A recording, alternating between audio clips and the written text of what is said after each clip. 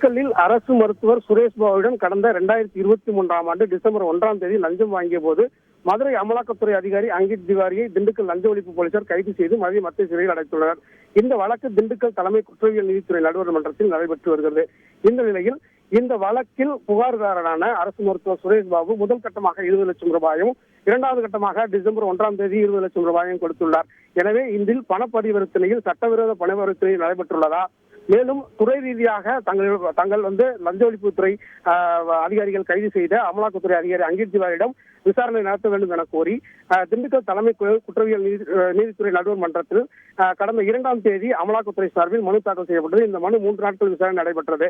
அப்போது லஞ்ச ஒழிப்புத்துறை போலீசார் தாங்கள் இந்த மனு ஒரு மனுக்கு தாக்கல் செய்தனர். அந்த மனுவில் அமலாக்கத்துறை அதிகாரி அங்கித் திவாரியை அமலாக்கத்துறை கட்டுப்பாட்டில் விசாரிக்கும் போது தாங்கள் முன்பு இருக்க வேண்டும் என்று ஒரு மனு தாக்கல் செய்தனர். இந்த இரு மனுக்களும் வாத பிரதிவாதங்களை கேட்டறிந்த நீதிபதி மோகனா இந்த வழக்கில் இந்த மனு மீதான விசாரணையில் உத்தரவு இன்று, அதாவது 12 பிறப்பிக்கப்படும் என தெரிவித்திருந்தார். அதன் அடிப்படையில் இன்று வழக்கு விசாரணைக்கு வந்தபோது நீதிபதி மோகனா அமலாக்கத்துறை அதிகாரிகளின் மனுவை தள்ளுபடி செய்து உத்தரவிட்டுள்ளார்.